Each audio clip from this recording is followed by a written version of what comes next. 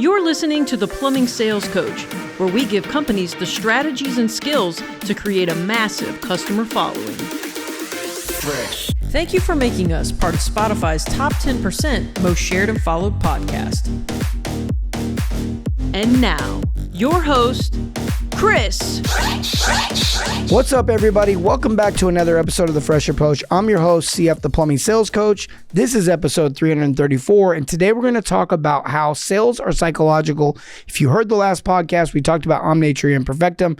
We broke down the idea of value stacking and how the two tie together and the psychology of it. But today, I want to talk about you, your brain, your mainframe, and your computer. In other episodes, you've heard me talk about this idea of your conscious and subconscious mind. In fact, the subconscious mind drives 95% of all of your activities and thoughts and desires, and the conscious mind only really affects 5%. And the reason why is because that conscious mind is the one taking in information, taking in data to then program the subconscious to then go into autopilot and do things. It's kind of like cruise control. When you click that cruise control button, you're consciously pushing the button, but it's your subconscious that's driving that car. Now, in that case, the car is driving itself, but you get the point. It kind of works the same. And so when we think about the 5%, the part we can control, what should we be doing with that? And that's where I really want to center in today. In fact, if you go back, 5 or 6 episodes, maybe 8 episodes, we talked about Kobe Bryant, Mamba mentality. We even talked about hard work from Alex Hormozy a couple episodes ago and how important that is, but you got to have focus. Hyper focus is a whole nother level of focus, and hyper focus has been the key to my success, meaning when I get into something, I get hyper focused on it. In fact, so much so that if it's a bad idea, I can analyze and adjust in the moment and get out of that bad idea. See, I think the difference between where I've been and what I've done is I don't live in my mistakes long. I just entered those mistakes. I make more mistakes than most people. I think I have made way more mistakes than most people.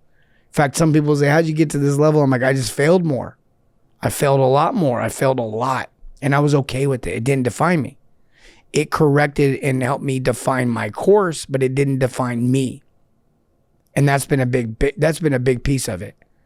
And so as I think about my brain and keeping the mental health and dealing with all the failures and somehow succeeding a couple of times and failing 100 times and finding joy and victory in that, it comes down to hyper-focus. I got to know what I'm trying to accomplish, what I'm after. And as I'm doing that, there's things that have to be adjusted along the way.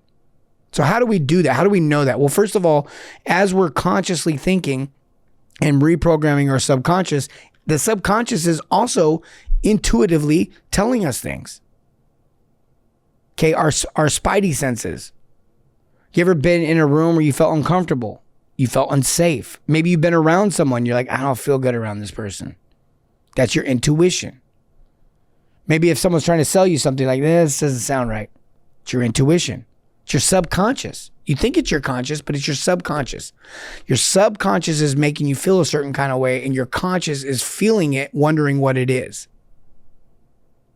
You might not even be able to describe, like, what was wrong? Why didn't you like them? I can't put my finger on it, but something's off with that guy. Like, we've been there. We've all been there, right? Okay, this is how it works. So now how do you take that knowledge and do something with it? Well, think about it like this. If you go buy a computer right now, it's going to have a certain amount of ports. A port is a kind of like an access point to be able to either add a tool or function to the computer or to add information to the computer. Meaning you could plug into the USB port and download data. You could put like a CD back in the day, for those that are old enough to remember. You could put a DVD or a CD inside the little disc tray. A lot of people thought it was there to hold your cups, but you could put a disc in that thing and you could load up software onto the computer. Okay, these are data entry points. This is what you have in your brain. This is the 5%. It's the data, it's the ports. Now you decide what you plug into that port. If you want to go to your computer and load malware or some sort of virus into it, you can do that. What would that look like in our world? Well, that would be like hanging around the wrong people who are complaining all the time, negative all the time, never happy. Victims. If you surround yourself with enough victims, you'll take in that information. Your computer will then become a victim. Ideologies. If you surround yourself with enough people that believe in the same ideologies, Could be religion, could be politics, could be a bowling league, and they all believe in a certain type of oil that the lane should be oiled with. You're going to start to adopt those things. Your subconscious is going to start doing those things. I'll give you a great example. So let's say that you're into bowling and you got a bunch of friends that bowl and they're all like, yeah, man, there's only one kind of oil that's really good. And you're like, really? And so you start learning about that and you're like, what is it? And they're like, yeah, it's got to be oiled this way and all this. So then you're by yourself at another bowling alley and they don't oil it that way. You're immediately going to be like, they do it wrong. You're not going to be in there all like, yeah, I bet they do it right. Let's learn. They're going to be like, yeah, they do it wrong. Their subconscious is going to decide. And then your conscious, depending on if you're confrontational or not, is going to be telling people. If you're me, I'm going to tell everyone that I'm bowling with, oh yeah, they did it wrong. So what they really want to do is this. The whole time I'm bowling, I'm like, they're wrong. So what's my game going to be like comparative to someone who's positively thinking? Here's a weird example, but it proves the bigger point. Who you surround yourself, what you put in your brain. My son listens to music, loves music. He sings, really good singer. But he got into this genre of music for a minute. And then one day I was talking to him, he's like, yeah, I've been a little depressed. Then a few days later, we listened to a song together and he's playing his music in my car. And I'm like, this song sucks. This song's sad. Like, what? Why? Dude, we're supposed to drive, father, son, just driving down the road crying together. Like, I feel so bad for this guy on this song. I don't even know if the story is true on the song. And I'm like, what, you've been listening to a lot of this lately? I'm like, man, I bet that's affecting your subconscious. So he cuts the music out. He switches genres. A couple days later, I'm with my wife. She's like, oh, I'm like, what song is this? She's like, oh, my son put it on. He built a playlist, shared it with her, and she was playing. She's like, I really like this playlist. I was like, I really like this song. I asked him, I was like, dude, I noticed the new playlist you sent your mom. He's like, yeah, I was thinking about what you said. Then I was listening to the podcast, and this guy said it. So I said it. Then some stranger said it on the internet. But it was the information going in his brain started to overwhelm and overload the old information and started to reprogram his brain. His subconscious went from listening to the sad music to the happy music. And it's not even happy music, just a totally different genre. He actually went from this sad boy-girl music, everyone's breaking up, life sucks, the world's falling apart, the girl doesn't like me, to Christianity. Saw a change in his attitude. He saw a change in his attitude. What are you putting in your brain? I mean, we could take this to health too. What are you putting in your body? If you put crap, you eat McDonald's all day long, don't expect your body to be a Porsche engine or a Ferrari engine. It's going to be a Kia that's old. It's going to putt around. If you put healthy products into your body, if you put healthy foods into your body, you're going to feel better. If you put trashy clothes on your body, you're going to feel a certain way. If you put nice clothes on your body, you're going to feel a certain kind of way. When I worked at AT&T when I was younger, I actually worked for a telemarketing company. We represented AT&T. I had to make calls and get people to switch from MCI, friends and family, or Sprint 10 cents a minute back to AT&T. This is how old it was, like 90s, early 90s. And we never saw any of our customers. Everything was over the phone. It was just auto dialers too. We were in a cheap building with these cheap headphones on, and we were talking on these computers that were super slow. We had to read these scripts, and the scripts could never catch up. Like, I had to memorize the script just to be able to keep the call going. But we had to wear a shirt and tie. We all had to wear a shirt and tie and jeans. And it was like, man, the guys I was working with in there, these are like some of my friends. We were a little bit more street savvy than we were like education savvy. A little bit of a rougher crowd. So it kind of looked funny in there. We were all laughing like we're wearing these shirts and ties and we go home and change. And we're like back to our... But man, when I was at AT&T, I talked a lot more professional than I was hanging out with my buddies on the street.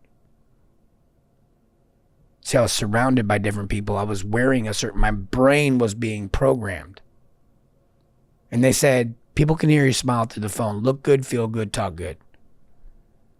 Look good, talk good. Look good, feel good, talk good. See, it's psychology. If you're driving to the job and your sliding door doesn't lock all the way and you just spent the last 15 minutes trying to get it to latch, you're not feeling like a plumbing pro. But if you're driving around in a nice truck, you're feeling like a plumbing pro. You ever got one of them jobs where you went to the company and they had nice uniforms, they had a nice truck, and you're like, man, this makes me feel good. So how do we protect this brain? Well, we got to protect what we're putting in it, the way we think, the way we do. So how does that work? Well, we surround ourselves with good people. That's the first thing. Get better people around your life. Either change the people around you or change the people around you. I didn't come up with that. That's been around for a long time. The second one is, what are you listening to? What do you plug in? What's that data port? What's that port that you're plugging your music, your TikTok videos you're watching? What are you putting in your brain? Okay, more and more and more, the world has become more and more political. More and more political. And I noticed that a lot of people become a lot less happy. Nothing's different in their personal life. But because the news said, now they're a lot less happy. You got to detach from that stuff. I'm not saying you can't know what's going on in the world. That's not my point. But unless you're a politician or you can make a change, you got to stop living in that every second update stuff. What are you listening to? What are you putting into your brain? Okay, what are you listening to? Who are you hanging out with, and what are you listening to? And the last thing is, what are you looking at? What are you watching? You got 5 senses. You got your ears, you got your eyes, you got your nose, you got the sense of touch, and you got the sense of taste. In this particular case, we're talking about your ears and your eyes. What are your 5 ports, your 5 data entry ports, your eyeballs? What are they seeing? What are they seeing? You know, guys, I'm telling you right now, if you allow your eyes to see certain things, it's going to ruin special moments for you later.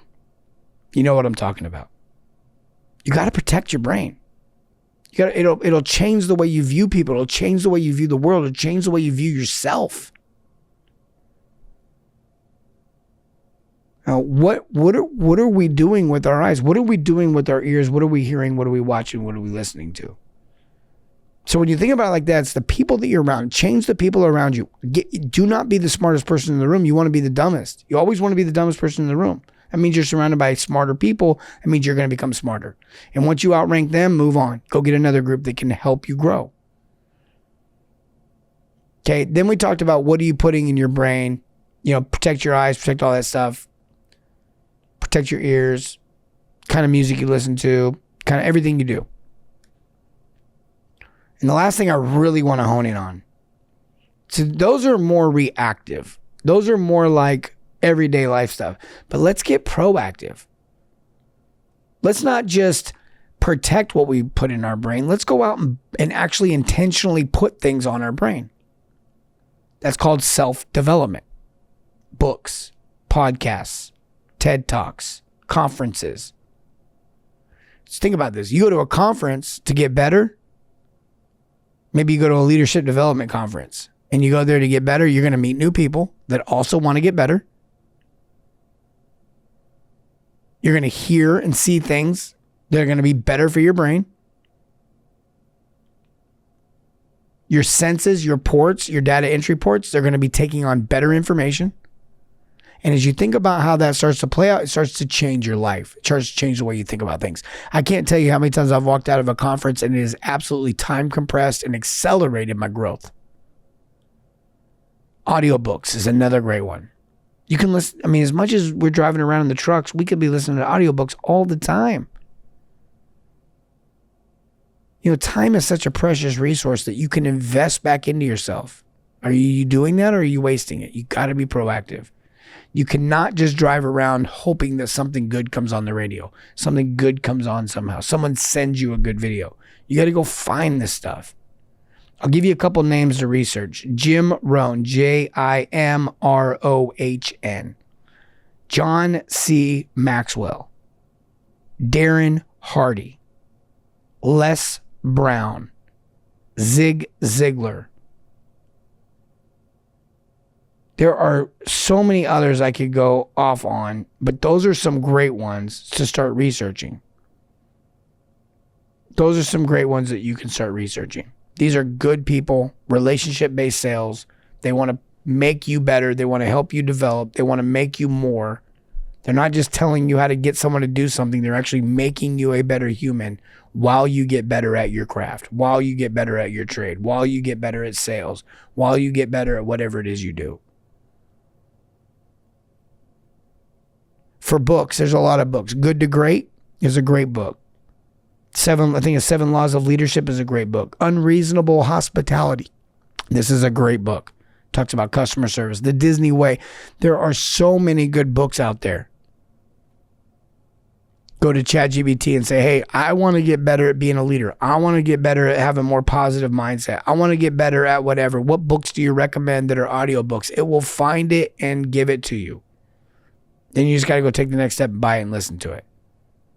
I promise this will change your life. This is what's changed I heard so many people when I was younger say, read books, read books, read books. And I did not do that.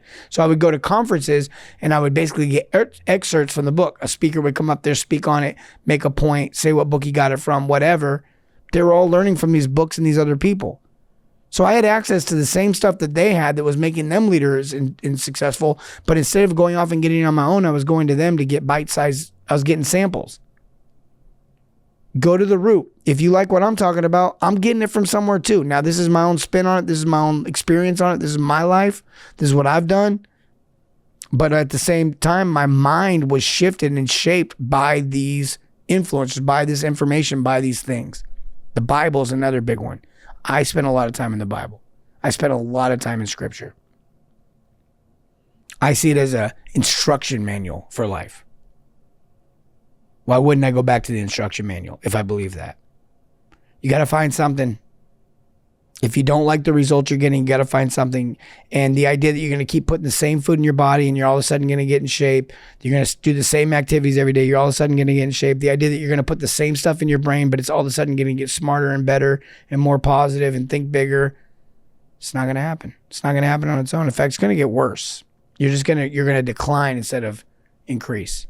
If you're not growing, you're dying. If you're not thriving, it's over. It's over before it started. You've got to get control of this. Remember, it's all about this idea of service. It's all about this idea of being an advisor. And in order to provide service and being an advisor, you have to be healthy. You have to be in a position. You have to be able to know what to do, to be able to lead someone else to that solution. And the only way that's going to happen is with self-development. I love you guys. And as always, remember, serve your communities and everything, not just plumbing. Have a great day. Thanks for listening to the Plumbing Sales Coach podcast. Be sure to follow us on Facebook and Instagram, and check us out on the web at theplumbingsalescoach.com.